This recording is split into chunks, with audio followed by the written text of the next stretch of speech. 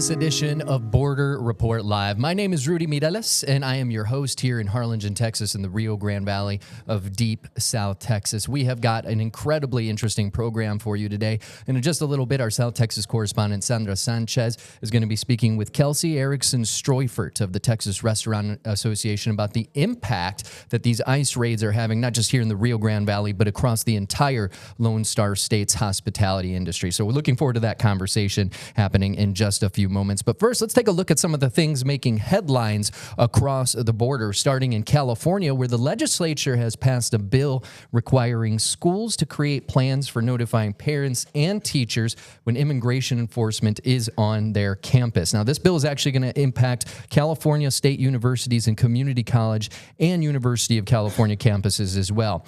And it's going to require those schools to send alerts to students, faculty, and staff when immigration enforcement officers are present on the campus. Now, it heads to Democratic Governor Gavin Newsom's desk, who has until October 12th to sign it into law. And if it does go into law, this legislation is going to remain in effect until 2031. Lawmakers are also advancing legislation banning immigration enforcement officers from entering the non-public areas of both schools and hospitals without a warrant. Also happening today, it's not every day you see foreign nation military vehicles in the United States, but that's what was happening here in South Texas this morning. A convoy of Mexican Humvees was seen on the interstate in the Rio Grande Valley Wednesday morning. They were seen in Harlingen being escorted by Border Patrol agents as well as the Texas Department of Public Safety state troopers. Now, a spokesperson for DPS told us that the vehicles are being taken to Fort Polk, Louisiana. So then we made some phone calls over to Fort Polk, and a spokeswoman there told Border Report Live that the Mexican military is participating in training exercises at the Joint Readiness Training Center at the base as part of a military-to-military partnership between the U.S. and Mexico. The vehicles were marked with Ejército Mexicano, which translates to Mexican Army. Also happening in Colorado, a sheriff's deputy disciplined for helping federal immigration officers make arrests has resigned. The deputy's departure has prompted the state's attorney general to actually drop a lawsuit accusing him of illegally sharing information with immigration agents. Now, the Mesa County Sheriff's Office said Tuesday that Deputy Alexander Zwink no longer works for their office. He has denied intentionally violating state law that bars state employees from sharing identifying information about people with federal immigration officials. And that is a look at your headlines for today. Time now to bring in our South Texas correspondent, Sandra Sanchez, and our guest today from the Texas Restaurant Association, Ms. Kelsey Erickson Streufert. Hey, Sandra. Hi, Rudy. How are you? Good. How are you? Good. Welcome, Kelsey. Thanks for being with us this afternoon. Thanks so much for having me. I was reading an article out of Houston, and it quoted a leader from the Texas Restaurant Association as calling it a crisis situation with raids from Immigration Customs Enforcement and what it's doing to the restaurants, hotels, bars in the state. What is the impact of these ICE raids are having on the hospitality industry? So there's a few impacts. I think first we want to kind of set the stage that we are not seeing widespread raids and enforcement activities targeting Texas restaurants. But what we are seeing is a lot of fear, and fear is a really powerful motivator. So every time one of these raids takes place, even if it's at a farm, at a meat packing plant, out of state, that makes its way around social media, around the news, and it really does have a chilling impact on our communities. So we're seeing that in a couple ways right now. One, we're seeing it with employment data. So we actually just conducted a survey of restaurant operators all across the state of Texas for our Texas Restaurant Economics Report. And we asked operators, what impacts are you seeing from immigration? 23% said they've lost employees. 21% said they're seeing fewer job applicants or people accept job offers. And then the other piece of this is we're seeing a chilling impact when it comes to traffic and sales. So immigrants are obviously a big part of our customer base, especially here in Texas. And when that fear and that concern spreads in the communities, people don't just stay home from work. They don't go out to eat as much. They don't go to family celebrations, other sorts of festivities. And so we're seeing that impact as well. So in that same survey I mentioned earlier, 16% of our operators said they've seen traffic decline as a result of the immigration enforcement activity. So fewer people eating out at restaurants and visiting bars. And does this include the hotel industry as well, or you're just talking restaurants and bars? So that survey was specific to food service. So that would be restaurant, bars, caterers, food trucks. But certainly talking to our friends in the hotel and hospitality events industries, I think it's fair to say they are seeing very similar impacts as well. So 23%. Wow, that's crazy. And 21% lost applicants. You're saying 16% decline in traffic. The way I understand it, about 22% of the workforce for the restaurants in the state of Texas are staffed by immigrants. Is that an accurate number? Yeah, that's consistent with the numbers that we've seen. And it's pretty similar to our overall workforce in Texas. So it's right at about 20% of Texas's overall labor market is made up of immigrants. Of course, many of those folks have legal status, permanent or temporary. So those aren't all undocumented folks. Do we know what the breakdown is? Is there a way to tell that? We don't. I've seen some numbers out there. I think it's really difficult to get reliable data, right? Because you're sort of asking folks to out themselves or potentially put themselves in a difficult situation. So we don't. There's clearly an undocumented population in our workforce and restaurants and all across our labor market. That's the reality. And so when you see these kinds of immigration enforcement activities, you are going to see a dip in the participation. What are employers within the industry saying to you as their representative? What are they saying? Two things. One, they're concerned. There's no doubt about that. And I think, when we're talking about these numbers, 23%, 21%, that might not sound huge, but I think the context is really important in that restaurants are a really narrow profit margin industry in good times. And I've been at the TRA for just over 5 years. It has been one challenge after another, right? We had the COVID-19 pandemic, global supply chain shortages, inflation. Now we're dealing with this immigration enforcement activity, tariffs. It's been 5 years of economic strain and uncertainty. And so when you add these impacts on top of that, that's really kind of what causes us to raise the alarm and say we need to do something about this. But the second message we're hearing from our operators is we want to be part of the solution. I hear from operators every day who say, if there was a way for me to sponsor an immigrant, apply for them to have some kind of temporary work status, I would love to do that because I know there are people out there who are law abiding. They want to work hard. They want to take care of their families. They want to pay taxes. I am willing to put my name on the line for these people because I see how great the need is. And I see these people who want to help us fill that need. And so there's definitely a story of concern, but also let us be part of the solution and let's finally address this issue. Let's talk about the first, what you talked about first. The way I understand it, there are 57,000, you call them operators, restaurants within the state of Texas, and they bring a boost of $138 billion economically to the state every year. Is that an accurate number? That's right. That's our sales. And not only that, but every dollar invested in a Texas restaurant generates $1.99 back to the local economy. So we basically double your investment in our economy every day all across the state. But you're saying it's a very narrow margin of profit that they receive. And so is that a reason that the immigrants that are come here are willing to take these jobs? They're lower paying. What is the reason for, 22% of the workforce being immigrants? Well, as I mentioned, it's not that much higher than our overall workforce, but there's no doubt immigrants are a huge part of the restaurant industry workforce. One point I like to make is immigrants are essential at every part of our food pipeline and every part of our restaurant industry. Yes, they are critical workers, entry-level workers in many instances, but they're also a critical part of our job creators and entrepreneurs. They're a critical part of our supply chain, and they're a critical part of our customer base, right? So if you remove immigrants from the equation, we are suffering at every stage of this that we need. And so, I think there's a lot of reasons why immigrants are a part of our workforce.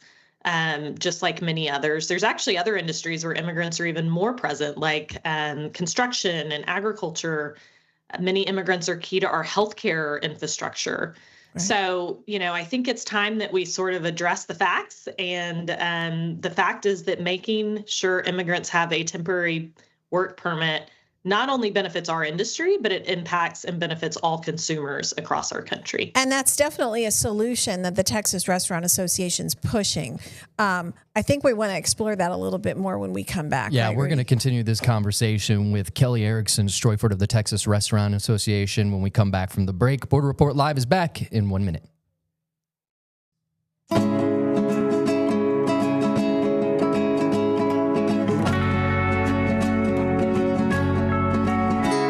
Welcome back to this edition of Border Report Live. My name is Rudy Mireles, your host here in Harlingen, Texas, in the Rio Grande Valley of deep South Texas. And joining us today from the Texas Restaurant Association, we have Kelsey Erickson Streufert.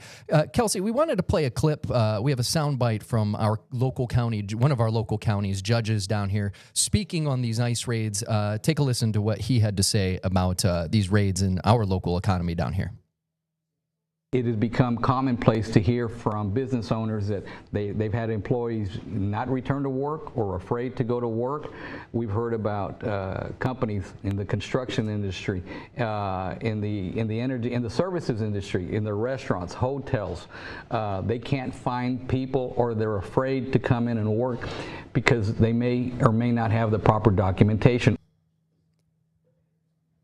Now, before the break, we were talking about, these different operators wanting some kind of solution to get these folks that they may already have under their wing, here legally on some kind of protected status. What's the Texas Restaurant Association doing to kind of help facilitate that on behalf of the operators?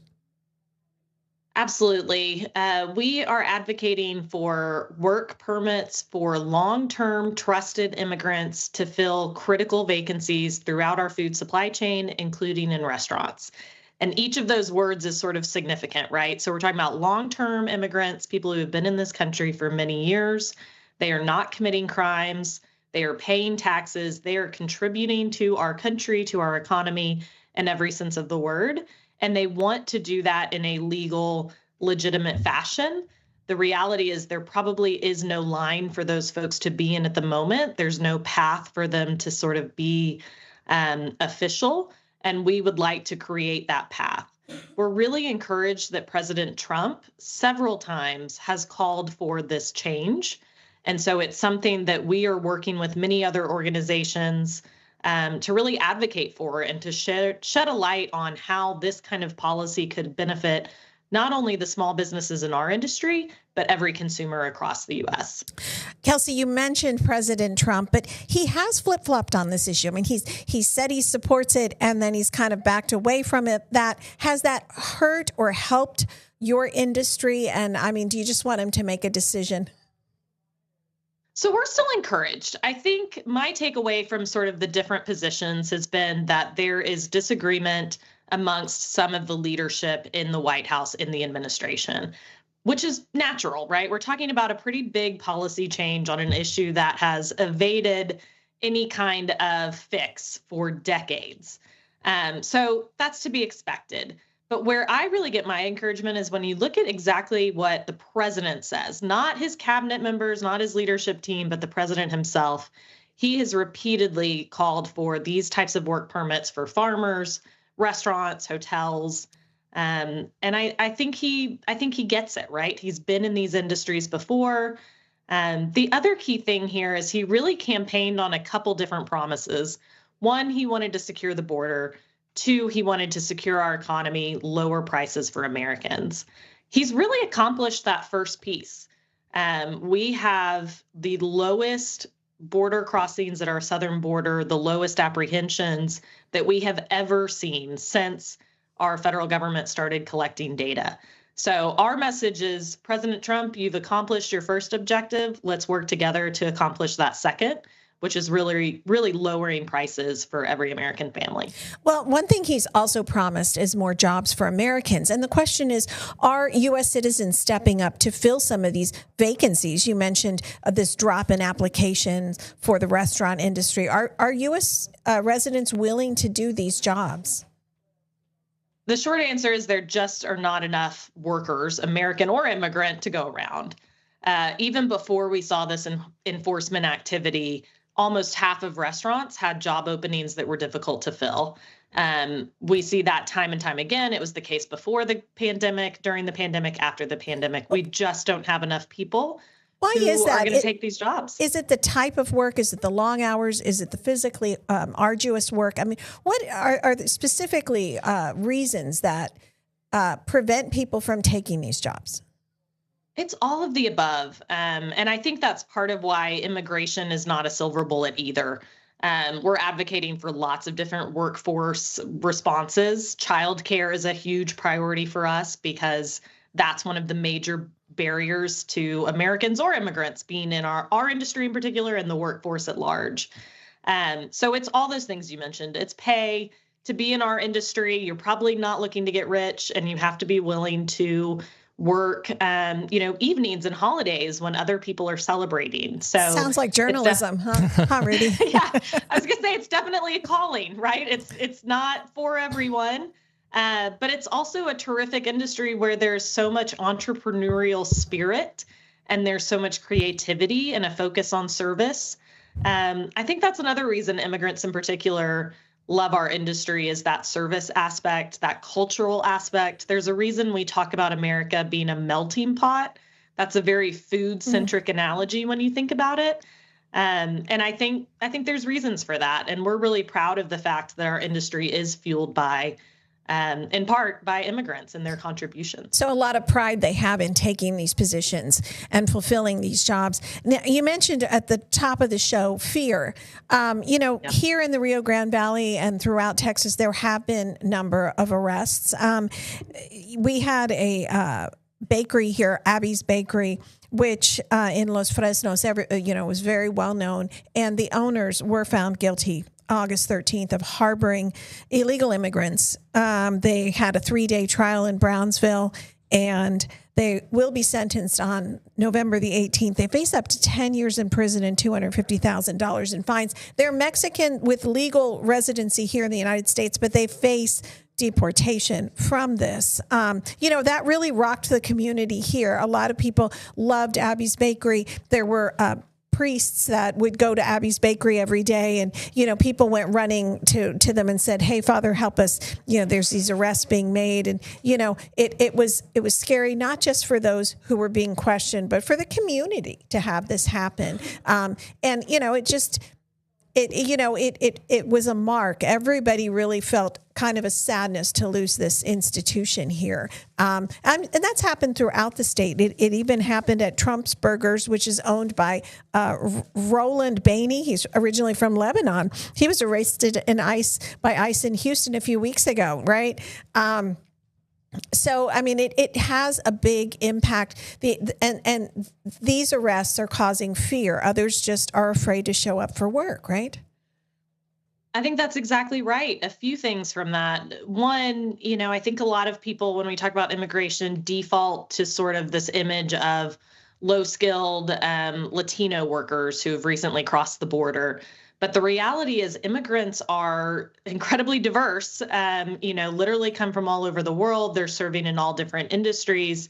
They hold all different levels of positions, right, from business owners to entry-level workers. And so the reality is we all know immigrants. We all know undocumented immigrants, whether we know it or not. And we all are enriched by their contributions to our community. And I think that's why when you strip away some of the rhetoric, some of the politics, and talk to people about how this impacts them and the people that they know, you get widespread support for addressing this issue. So ABIC, who we work with, they recently did a poll in battleground states. When people were asked, and I'm going to quote the exact language, they were asked, "Do you agree with President Trump's suggestion that long-term trusted undocumented immigrants working on farms and in hotels and restaurants should be allowed to get a work permit and stay in the U.S. 83% of all voters in those battleground states agreed. The figure was even higher when they pulled out Republican voters in Texas. 89% of Republican voters in Texas agreed with that statement. I think that would it's interesting. Surprise a lot of people. You didn't say tax paying. You said long term. So, that would have even changed, I think, the numbers even more. So that did show a lot of support. Yeah, Kelsey, one thing you mentioned is how the restaurant industry is truly a melting pot. I've worked in restaurants pretty much my entire life before moving back down here to the Valley a few years ago. Some of it just for fun as a second job because I grew up in the restaurant industry. And the one thing I would see in every restaurant I've ever worked in is we would have, servers and different front of house people come through, and they're there for a week, they're there for 2 weeks, and then they take off for, greener pastures, if you will. We used to refer to them as tourists. It was the immigrants that were there for 5, 10, 15 years. I've also been on the management end of a restaurant, and I know how difficult it can be running a restaurant, an operation like that, being pulled in so many different directions. So is the Texas Restaurant Association doing anything to kind of maybe educate employers on how to hire and hiring practices when it comes to migrants? Yes, thank you so much for the question. The TRA really is the support system for restaurants all across the state. Most restaurants are small businesses, so the owner is probably the dishwasher, the HR director, the legal compliance officer, the marketing manager. They're on social media doing the latest promotion, right? They're juggling a million things. And our industry is so highly regulated, right? We're dealing with food safety, we're dealing with labor laws, we're dealing with zoning. I mean, it's just a lot to keep up with. And even really well-intentioned business operators can get caught up, especially on an issue like immigration. And so we provide a lot of resources and education. We've done webinars. We have a law center where you can get a free consultation with an attorney. We have one-pagers, documents you can use for training and HR purposes. So that is a key resource that we provide to restaurants, is just the education and the compliance. And then, of course, the advocacy to take stands like this and say, hey, this really matters not only to our industry, but our customers and our communities, because restaurant operators are in the grind day in and day out. They don't have time to sort of be worrying about what's happening on Capitol Hill today and what's the new immigration risk I need to be aware of, right? So we try to take all of that off their plate, to use a food pun, so they can focus on their business. Before we let you go, Kelsey, wanted to ask you, I heard that there was an online petition where the public can support this. I couldn't find it. Is it on your website? So it's at www.seatthetable.org. Seat the Table. Okay. That is a movement that we are proud supporters of. We're working with ABIC, American Business Immigration Coalition, James Beard Foundation, our partners at the Illinois and Nebraska Restaurant Association, and many others, to really shine a light on how this issue impacts our industry and our community specifically. So yes, would encourage all your viewers, go to seatthetable.org, sign the petition. There's also some great social media and some other assets you can use to really spread the word and tell your policymakers, this matters to me.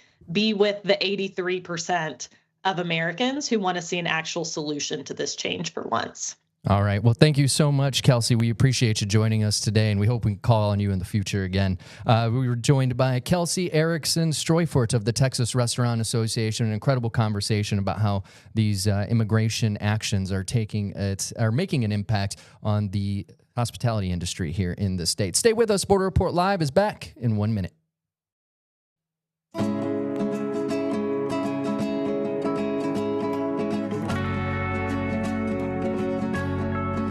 Welcome back to Border Report Live. My name is Rudy Mireles, and I am your host here in Harlingen, Texas, in the Rio Grande Valley of deep South Texas. Got one more headline to tell you about today. It's an update to a story we told you about yesterday. Defense Secretary Pete Hegseth has approved sending up to 600 military lawyers to the Justice Department to serve as temporary immigration judges, according to a memo reviewed by the Associated Press. The military is going to begin sending groups of 150 attorneys both military and civilian, to the Justice Department, possibly as soon as next week, as the Trump administration uses the military to crack down on illegal immigration.